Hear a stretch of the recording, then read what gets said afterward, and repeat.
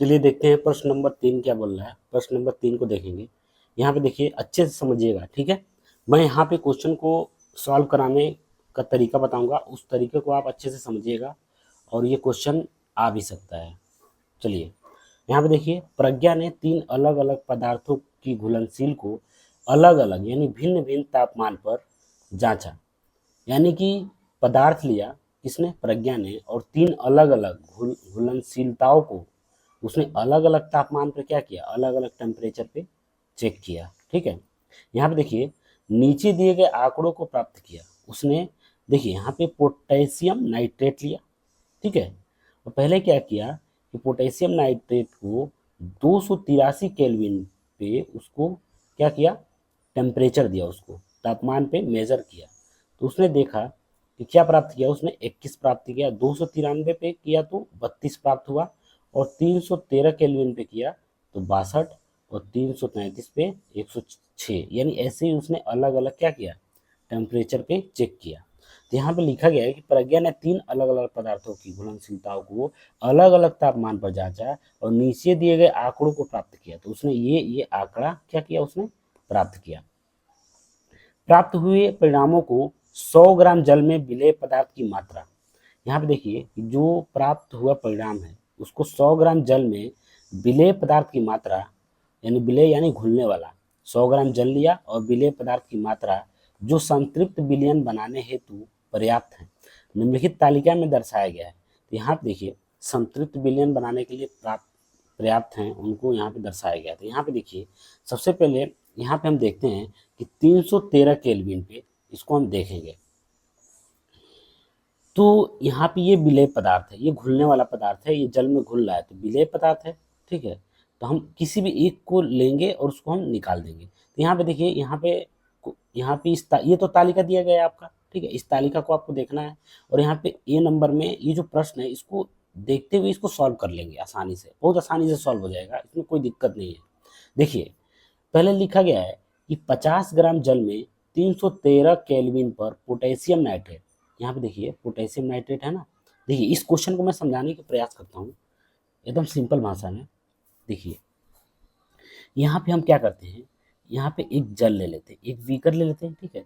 इस बीकर में हम क्या कर लेते हैं, इसमें जल ले लेते हैं, समझ में आ रहा है।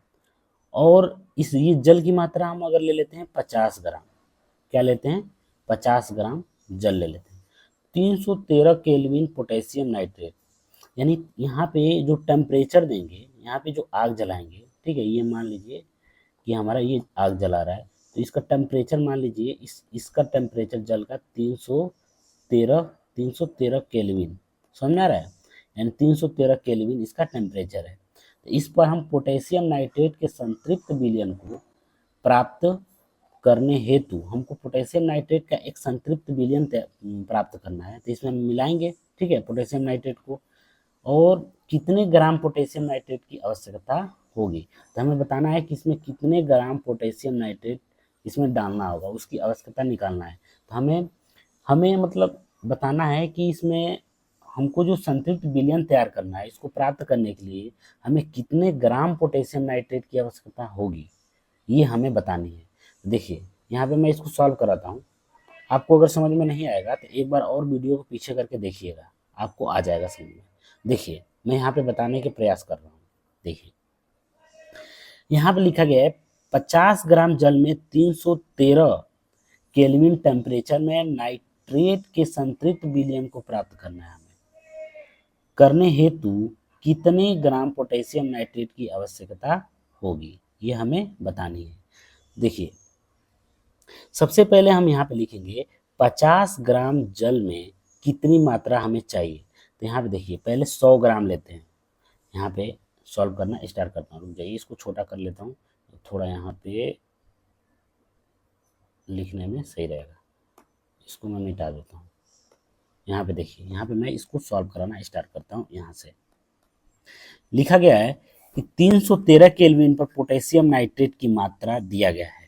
यानी 313 केल्विन पर पोटेशियम नाइट्रेट, देखिए पोटेशियम नाइट्रेट का सूत्र होता है KNO3, ठीक है। इसकी मात्रा दिया गया है, ठीक है। तो 313 केल्विन पे, यहाँ पे 313 दिख रहा है, इसकी पोटेशियम नाइट्रेट की मात्रा कितनी दी गई, यहाँ पे देखिए 62 दिया गया है ना। तो यहाँ पे देखिए 100 ग्राम जल में संतृप्त मात्रा अगर निकालना चाहेंगे, मान लीजिए 100 ग्राम जल है, तो यहाँ पे देखिए 100 ग्राम जल में 100 ग्राम जल में संतृप्त मात्रा संतृप्त मात्रा अगर हम 62 ग्राम लेते हैं, ठीक है, तो 1 ग्राम जल में कितना होगा, 1 ग्राम जल में संतृप्त मात्रा कितना होगा, संतृप्त मात्रा बताइए। 100 ग्राम जल में 100 ग्राम जल में यहाँ पे देखिए 100 ग्राम जल में कितना हो रहा है, 62 ग्राम संतृप्त मात्रा। तो 1 ग्राम जल में संतृप्त की मात्रा क्या होगा, 62/100 कर देंगे, सिंपल। तो अगर आपको निकालना चाहिए कि 50 ग्राम, ये जो 50 ग्राम है, इस 50 ग्राम जल में संतृप्त की मात्रा अगर आपको निकालना चाहेंगे, तो आपको गणना कैसे करना है, आपको यहाँ पे गणना करना है। तो गणना करना है, देखिए 1 ग्राम जल में संतृप्त की मात्रा क्या है, 1 ग्राम जल में 1 ग्राम जल में संतृप्त की मात्रा 62/100 है। तो 50 ग्राम निकालना है, तो यहाँ पे 50 ग्राम यहाँ पे लिख देंगे, 50 ग्राम जल में संतृप्त की मात्रा। तो यहाँ पे 50 ग्राम जल में संतृप्त की मात्रा कितना होगा, तो 1 ग्राम जल में 62/100, तो 50 ग्राम में यानी 50 का इधर गुणा कर देंगे, ठीक है, 50 ग्राम का। तो इसको सॉल्व कर लेंगे, तो 50 दूना के 100, ये काट लेंगे तो कितना हो जाएगा, 2 3 6, 2 एकड़ में 2, यानी कि 31 ग्राम हो जाएगा। समझ में आ रहा है कैसे सॉल्व होगा। देखिए यहाँ पे एक बार और ट्रिक से देख लीजिए एक बार। 1 ग्राम जल में 62/100 है, ठीक है, तो 50 ग्राम जल करने के लिए तो इधर 50 का गुणा करना पड़ेगा। तो यहाँ पे 50 का अगर आप गुणा करेंगे तो यहाँ पे 50 ग्राम हो जाएगा। तो यहाँ पे अगर 50 का गुणा कर रहे हैं तो यहाँ पे भी तो 50 का गुणा करेंगे, तो 50 यहाँ पे कितना हो जाएगा, 62/100 हो जाएगा, और गुणे 50 हो जाएगा, दोनों तरफ हो गया। यानी हमको 50 ग्राम जल में निकालना है। तो यहाँ पे देखिए ये 0 से 1 0 काट दीजिए, 5 से 5 गुना के 10, यहाँ पे नीचे 2 बचा, 2 से ऊपर काट दीजिए, 2 3 6, 2 एकम में 2, यानी कितना हो जाएगा, 31 ग्राम हमारा आंसर आ जाएगा। समझ में आ गया आपको। चलिए आ गया होगा आप सभी को। चलिए नेक्स्ट क्वेश्चन देखते हैं। बी नंबर में देखिए 1 नंबर, इसको हम क्या करते हैं कि इसको मिटा देते हैं, ठीक है। आप इसको वीडियो को पोस्ट करके और आप क्या करिएगा, लिख लीजिएगा। चलिए देखिए नेक्स्ट यहाँ पे देखिए नेक्स्ट क्वेश्चन बोला गया है कि प्रज्ञा, आप इसको सॉल्व करिए। देखिए प्रज्ञा 353 केल्विन पर पोटेशियम क्लोराइड का एक संतृप्त विलयन तैयार करती है। समझ में आ रहा है, यानी कि प्रज्ञा देखिए सोडियम क्लोराइड यहाँ पे बोला गया ना, नहीं पोटेशियम है, एक मिनट रुकिए, हाँ यहाँ पे है, ये देखिए पोटेशियम क्लोराइड है ना। पोटेशियम क्लोराइड कितने केल्विन पे, 353, यहाँ पे 353 आपको दिख रहा होगा, यहाँ पे देखिए 353 दिख रहा है, तो ये हाईलाइट कर लेता हूँ, यहाँ पे 353 दिख रहा है, ठीक है। इस पे हमें क्या करना है, पोटेशियम क्लोराइड का एक संतृप्त विलयन तैयार करना है, ठीक है, करती है, और विलयन को कमरे के तापमान पर ठंडा होने के लिए छोड़ देती है। अब वो जो विलयन तैयार होता है ना, उसको कमरे के तापमान पे क्या करती है, ठंडा होने के लिए उसको वैसे ही छोड़ देती है। जब विलयन ठंडा होगा तो क्या अवलोकित करेगी, स्पष्ट करें। जब वो विलयन ठंडा होगा ना तो उसको क्या दिखेगा, कैसा दिखेगा, इसको आपको स्पष्ट करना है। देखिए इसको मैं आपको समझा रहा हूँ। ठंडा करने पर अवलोकन क्या होगा, यहाँ पे देखिए प्रज्ञा 353 पर पोटेशियम क्लोराइड का विलयन बनाकर ठंडा करती है। पहला पॉइंट यही बोला गया है ना। तो देखिए मैं इस पॉइंट को हाईलाइट कर देता हूँ। पहला पॉइंट ये बोला गया है कि जो प्रज्ञा है, ठीक है, कितने पे, 353 केल्विन पे क्या करती है, पोटेशियम क्लोराइड को विलयन बनाकर ठंडा करती है। यानी पोटेशियम क्लोराइड को क्या करती है, विलयन बनाकर ठंडा करती है। यहाँ पे लिख देता हूँ, ठंडा करती है, ठीक है। चलिए पहला पॉइंट समझ में आ गया। दूसरा क्या कर रहा है, दूसरा पॉइंट सुनिए, परिणाम क्या निकलेगा, हमें परिणाम बताना है। परिणाम देखिए ठंडा होने पर घुलनशीलता कम हो जाती है। अगर कोई सा भी अगर लिक्विड चीज़ है, अगर वो ठंडा हो जाएगा तो उसकी जो घुलने की क्षमता होगी क्या हो जाएगी, कम हो जाएगी। यानी कि हम लिख सकते हैं घुलनशीलता, हम ये देखते हैं यहाँ पे परिणाम लिखना है आपको, ठीक है। घुलनशीलता क्या हो जाएगी, कम हो जाएगी।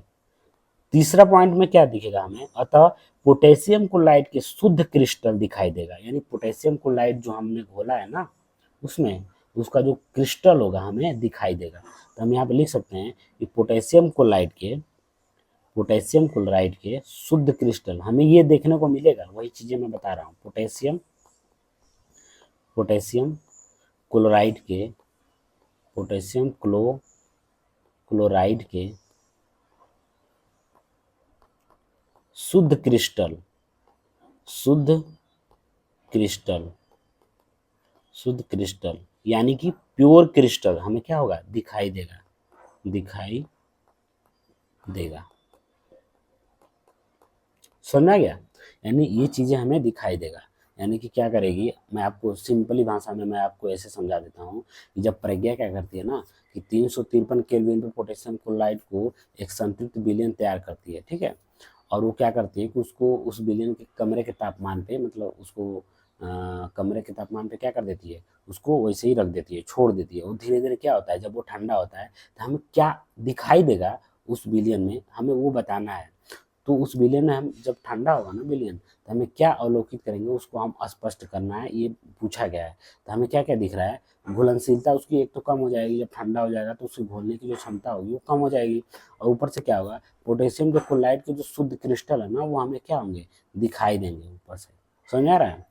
तो ये चीज़ें हमें अवलोकन करके बतानी है, ठीक है। तो चलिए यहाँ तक समझ में आ गया, और इस वीडियो को पूछ करके अगर आप ये लिखना चाहेंगे तो लिख लीजिएगा, ठीक है। तो इसको हम मिटा देता हूँ, ठीक।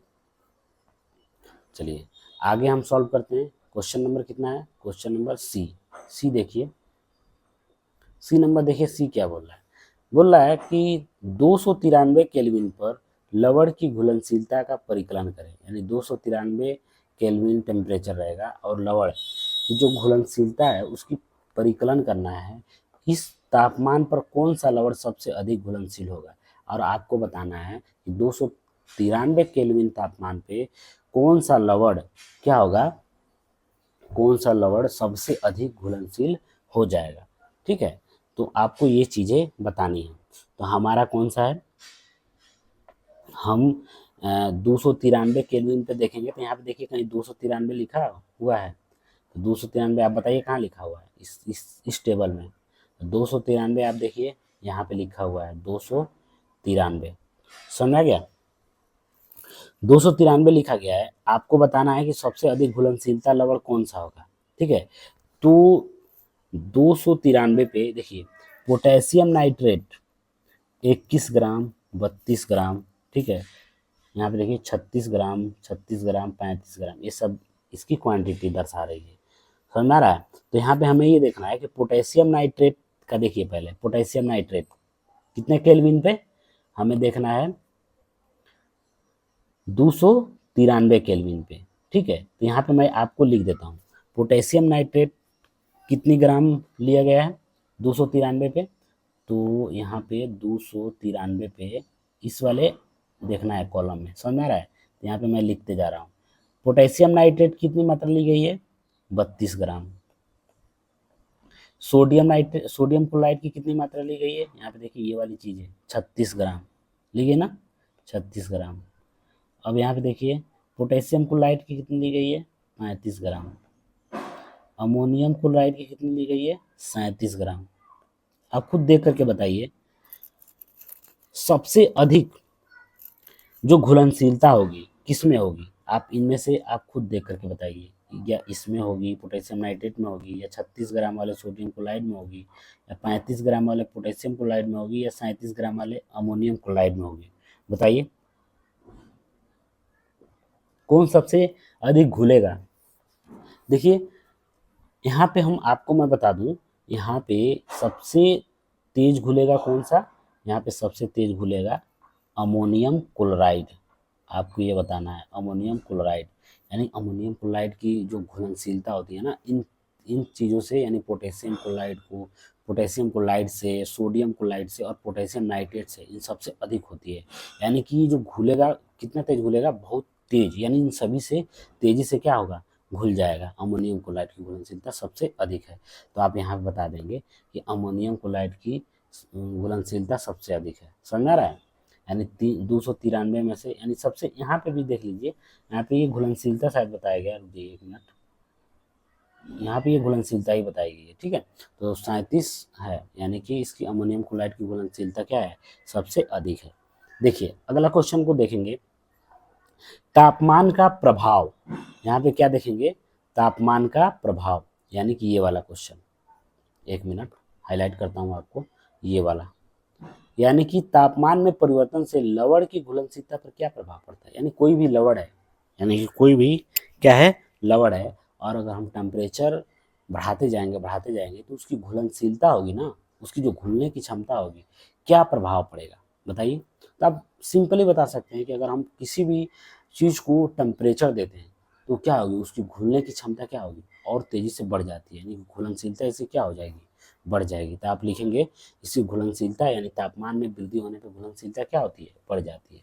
तो यहाँ पे आपको लिखना है तापमान में वृद्धि होने पे, यहाँ पे लिख देता हूँ, तापमान में वृद्धि वृद्धि होने पर घुलनशीलता क्या होगी, घुलनशीलता क्या होगी, बढ़ जाएगी, ठीक है, घुलनशीलता बढ़ जाएगी, यहाँ पर मैं लिख देता हूँ, ठीक है, बढ़ जाएगी। समझ में आ गया। तो यहाँ तक तो आपको समझ में आया। चलिए आगे देखते हैं क्वेश्चन नंबर 4 क्या बोल रहा है।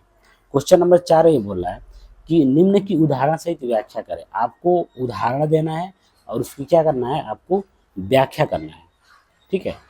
तो यहाँ पे लिखा गया है कि आपका इसका व्याख्या करना है, व्याख्या का मतलब समझ रहे हैं, आपको इसका परिभाषा लिखना है। आपको संतृप्त विलयन क्या है इसके बारे में आपको बताना है, शुद्ध पदार्थ क्या है इसके बारे में आपको बता करके यहाँ पे समझा करके लिखना है। तो चलिए मैं एक एक करके बताता हूँ और लिख भी देता हूँ या बोल देता हूँ, आप लिख लीजिएगा। सुन, चलिए देखिए यहाँ पे बोला गया है कि संतृप्त विलयन क्या होता है। संतृप्त विलयन आप क्या बताएंगे, संतृप्त आप क्या समझते हैं, वह विलयन जिसमें किसी निश्चित तापमान पर और अधिक विलय न घोला जा सके। मैं आपको बताया था ना कि ऐसा विलयन एक निश्चित तापमान पर जितना, देखिए मान लीजिए यहाँ पे एक, मैं कुछ ले लेता हूँ, एक विलयन है, ठीक है, पानी और चीनी का एक विलयन बना लेता हूँ, घोल बना लेता हूँ, ठीक है, और उसको और चीनी डाल के घोलते जाता हूँ, एक ऐसा कंडीशन आएगा ना कि चीनी अब घुलेगा ही नहीं, ठीक है, तो उसी को हम क्या बोलेंगे, संतृप्त विलयन ही बोलेंगे। समझ में आ गया, यानी कि इसकी घोलने की क्षमता समाप्त हो गई है। अब ये बोलेगा कि अब मुझे कितना भी चीनी डाल लो, मैं अब वो घोल नहीं पाऊंगा उस चीनी को। समझ में आ रहा है, तो वही चीज़ें क्या है, संतृप्त विलयन हो गया, ठीक है। तो हम लिख सकते हैं, आप लिखिए कॉपी में, आप लिख सकते हैं वह विलयन जिसमें किसी निश्चित तापमान पर और अधिक विलय न घोला जा सके, उसे हम क्या बोलेंगे, संतृप्त विलयन बोलेंगे। देखिए यहाँ पे हम क्या लिख सकते हैं, अर्थात जितनी विलयन की जो क्षमता होगी ना, विलयन की जितनी क्षमता होगी उतना ही वो घुल घुल चुका होगा, यानी उससे अधिक घोला नहीं जा सकता, ठीक है। तो आप समझ गए होंगे इसको, संतृप्त विलयन। देखिए संतृप्त विलयन आपको समझना जरूरी है, कहीं कहीं ये बोल देता है, आ जाता है, अगर हम आगे पढ़ना स्टार्ट करेंगे तो उसमें संतृप्त बहुत बोलेगा, बहुत ज़्यादा संतृप्त है, बहुत ज़्यादा संतृप्त विलयन। संतृप्त विलयन का मतलब यही होता है कि घोलने की क्षमता उसकी समाप्त हो गई, या वो एक्स्ट्रा चीज़ें घोल नहीं पाएगा। समझ में आ रहा है। आप अगर चीनी को अगर पानी में डालते जाएंगे तो घुलेगा ही घुलेगा ही। एक कंडीशन ऐसा आ जाएगा ना कि वो चीनी घुलेगा ही नहीं, वही क्या कहलाती है, वही संतृप्त विलयन हो गई। समझ में आ गया। शुद्ध पदार्थ क्या होता है, लिखिए शुद्ध पदार्थ में क्वेश्चन का आंसर बोल रहा हूँ, ठीक है, आप लिखेंगे वह पदार्थ जो एक ही प्रकार के कणों, जैसे हमारा तत्व हो गया यौगिक हो, एक एक प्रकार का कण होना चाहिए, से मिलकर बना हो, उसे हम क्या बोलेंगे, उसे हम बोलेंगे शुद्ध पदार्थ, यानी प्योर सब्सटेंस। तो लिख लेंगे, एक बार और मैं बोल देता हूँ, वह पदार्थ जो एक ही प्रकार के कणों से मिलकर बना होता है उसे हम क्या बोलेंगे, शुद्ध पदार्थ बोलेंगे। जैसे एग्जाम्पल के तौर पे यहाँ पे देखिए, जैसे हम लिख सकते हैं सोना। सोना क्या है, सोना हो गया, सोना में जो तत्व होंगे ना वो हमारा एक ही प्रकार के होंगे। समझ में आ गया। जैसे जल हो गया, जल भी एक शुद्ध पदार्थ है। समझ में आ गया, यानी कि ये भी प्योर सब्सटेंस है।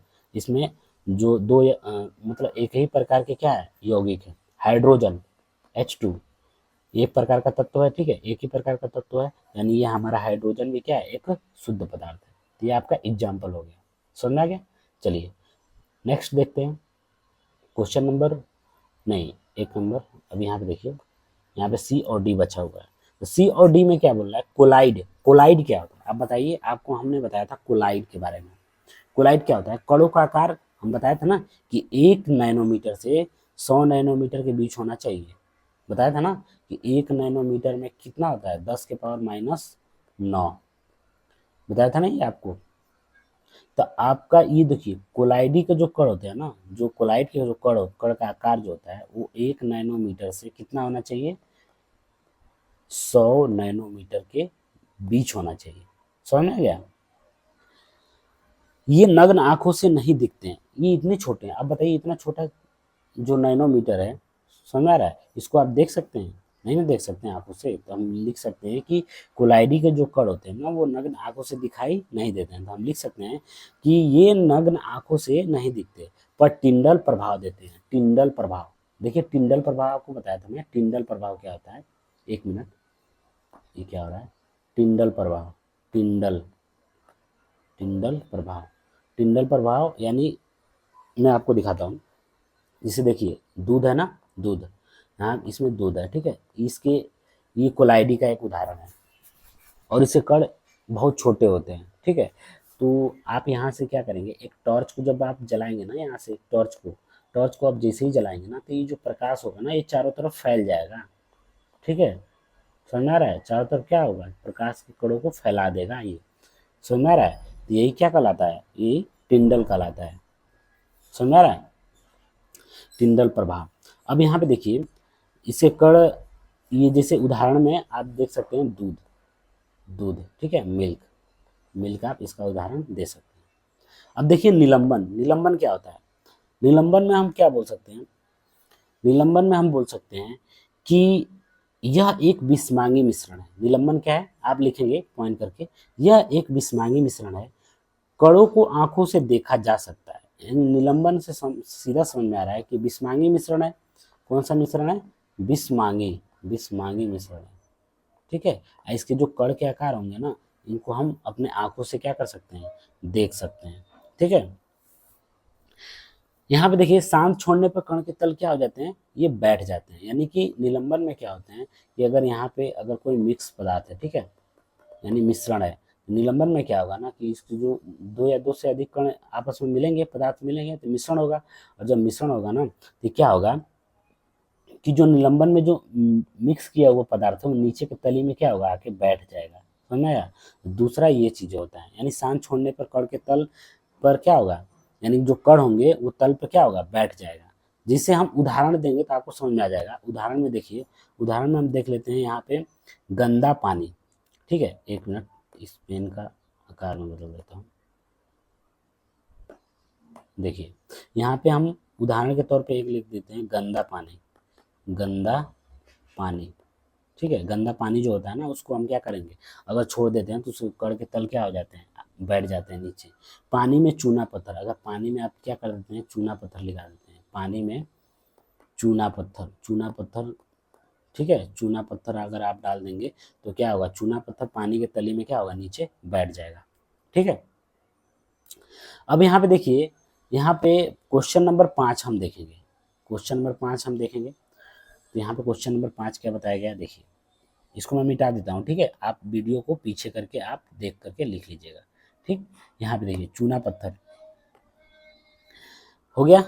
अब यहाँ पे देखिए, निम्नलिखित में से प्रत्येक को समांगी और विषमांगी मिश्रणों में वर्गीकृत कीजिए। आपको यहाँ बताना है, इसमें से बताना है कि कौन से समांगी है, कौन से विषमांगी है, ठीक है। आपको ये चीज़ें बतानी है, ठीक है। तो आप सोचिए और इसका उत्तर दीजिए, कौन सा समांगी और कौन सा विषमांगी है। तो मैं आपको हिंट, समांगी देखिए, समांगी को हम ए लिख देता हूँ और विषमांगी को बी लिख देता हूँ। आप यहाँ पे समझ जाइएगा, ठीक है। तो मैं इसको कलर चेंज करके लिख देता हूँ। तो समांगी, समांगी मिश्रण को मैं ए लिखता हूँ। देखिए, सोडा जल, बताइए सोडा जल समांगी है कि विषमांगी है? आप खुद बताइए। सोडा जल, सोडा जल क्या है? एक, बताइए, समांगी मिश्रण है, समांगी। समझ में आ रहा है? यानी कि हमारा ए नंबर का है, ठीक है, सोडा जल। लकड़ी, बताइए लकड़ी, लकड़ी विषमांगी है, ठीक है, यानी हमारा बी लिख देता हूँ यहाँ पे, ठीक है। बर्फ बताइए, बर्फ, बर्फ समांगी है, बर्फ क्या है, समांगी है। वायु क्या है, वायु, आप बता सकते हैं वायु क्या है, वायु क्या है, वायु भी एक समांगी है, ए लिख देता हूँ, ठीक है। मिट्टी क्या है, मिट्टी, मिट्टी जो होता है, मिट्टी हमारा क्या है, विषमांगी है। ये सारा मैं आपको ऊपर बता चुका हूँ थ्योरी वाले पोर्शन में, ठीक है। सिरका क्या है, सिरका, सोचिए बताइए, सिरका भी एक क्या है, समांगी है। छनी हुई चाय, जो छान देते हैं ना, छनी हुई चाय, जो छनी हुई चाय, जो चाय आती है जो ग्लास में हम पीते हैं, वो क्या है, वो भी एक समांगी मिश्रण है। समझ में आ गया। विषमांगी मिश्रण को तो आप अलग कर सकते हैं ना, जैसे मिट्टी हो गया, दिखाई दे रहा है, लकड़ी हो गया, विषमांगी मिश्रण है। लेकिन सोडा जल हो गया, समांगी मिश्रण है, तभी तो एक दूसरे में पूरी तरह से घुल जा रहा है। बर्फ है, बर्फ भी एक समांगी मिश्रण है। वायु भी क्या है, वायु भी समांगी मिश्रण है, ठीक है।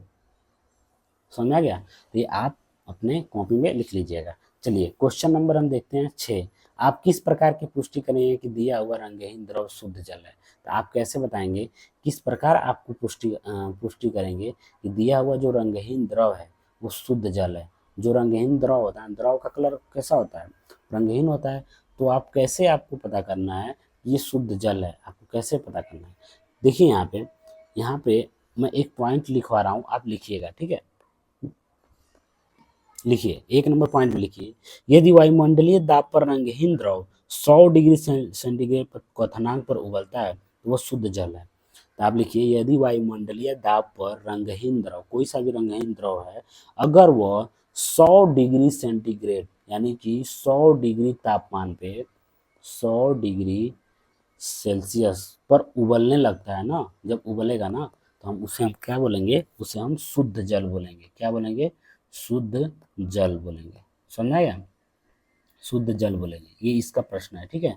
शुद्ध जल बोलेंगे। और नेक्स्ट पॉइंट लिखिए, शुद्ध जल गंधहीन और स्वादहीन होता है। शुद्ध जल कैसा होता है, गंधहीन होता है, गंधहीन और स्वादहीन, स्वादहीन, ठीक है। तो आप लिख लीजिएगा दूसरा पॉइंट में, शुद्ध जल कैसा होता है, गंधहीन और स्वादहीन। शुद्ध जल की पुष्टि कैसे करेंगे कि ये शुद्ध जल है, तो आप उसको 100 डिग्री सेंटीग्रेड पे अगर आप गर्म करते हैं ना, अगर वो तुरंत किसमें बदल जाता है, उबलने लगता है 100 डिग्री सेंटीग्रेड पे, तो हम बोलेंगे कि ये शुद्ध जल है या शुद्ध, ठीक है। चलिए 7 नंबर में देखिए, हम 7 नंबर देखेंगे। देखिए इसको मैं मिटा देता हूँ, ठीक है, ये आप लिख लीजिएगा। मैं इसको मिटाता इसलिए जा रहा हूँ कि मुझे इसी पे बताना है आपको। चलिए देखिए यहाँ पे लिखा गया है कि निम्नलिखित में से कौन सी वस्तुएं शुद्ध पदार्थ हैं, ये बतानी है। तो आपको ये बताना है कि इनमें से कौन सी वस्तुएं शुद्ध पदार्थ हैं, शुद्ध। तो आप बताइए इनमें से कौन कौन सी वस्तुएं शुद्ध पदार्थ होंगी। बर्फ, यहाँ पर बर्फ दिया है, दूध दिया है, लोहा, हाइड्रोक्लोरिक अम्ल, कैल्शियम ऑक्साइड, ये सभी दिए गए हैं। आपको इनमें से बताना है कौन सी शुद्ध पदार्थ है, ठीक है। तो शुद्ध पदार्थ को हमें अलग करना है, तो इसमें हमें कौन सा मिश्रण है, कौन सा शुद्ध पदार्थ है, आपको बताना है। तो मैं देखिए शुद्ध पदार्थ को ही मैं गोले में कर दे रहा हूँ, ठीक है, अलग कलर से। देखिए बर्फ भी हमारा क्या है, एक शुद्ध पदार्थ है। बर्फ क्या है, शुद्ध पदार्थ है, ठीक है। ये क्या हो गया, 1 मिनट। बर्फ क्या है हमारा, यहाँ पे बर्फ, बर्फ क्या है, बर्फ एक शुद्ध पदार्थ है, ठीक है। उसके बाद बताइए दूध, दूध शुद्ध पदार्थ है, नहीं, दूध क्या है, एक मिश्रण है। समझ आ रहा है, दूध एक मिश्रण है, शुद्ध नहीं है। लोहा बताइए, लोहा, लोहा क्या है, समान तत्वों से मिलकर बना है ना लोहा भी, तो लोहा भी क्या है, एक शुद्ध पदार्थ है, ठीक है। हाइड्रोक्लोरिक अम्ल, ये भी क्या है, एक शुद्ध पदार्थ है। कैल्शियम क्लोराइड, ये भी क्या है, शुद्ध पदार्थ है, ठीक है। और हमारा आ जाएगा पारा, पारा भी क्या है, शुद्ध पदार्थ है, ठीक। और ईंट, ईंट बताइए, ईंट, ईंट क्या है, ये मिश्रण है। ईंट क्या है, एक मिश्रण है। लकड़ी क्या है, लकड़ी भी एक मिश्रण है। वायु बताइए, वायु, वायु भी एक प्रकार का क्या है, मिश्रण है। तो आपको इनमें छांटना है, ठीक है। तो हमारा शुद्ध पदार्थ 1 2 3 4 5, ठीक है। और ये सभी क्या है, दूध हो गया, और हमारा हो गया ईंट हो गया, लकड़ी हो गया, वायु हो गया, ये सभी क्या है, ये सभी हमारा मिश्रण है, ठीक है। तो ये सभी हमारा मिश्रण हो गया। ठीक, चलिए, तो हमारा यहाँ पे मिश्रण भी हो गया और शुद्ध पदार्थ को भी अलग कर लिया। तो हमें अब देखिए वीडियो बहुत लंबा बन जाता है ऐसे, ठीक है। तो हमारा क्वेश्चन अब बच जाएगा 8 और 9 और 10, और लास्ट क्वेश्चन हमारा हो जाएगा 11 नंबर। यानी ये हमारा नेक्स्ट वीडियो में हमारा क्या होगा, ये समाप्त हो जाएगा। ठीक है, तो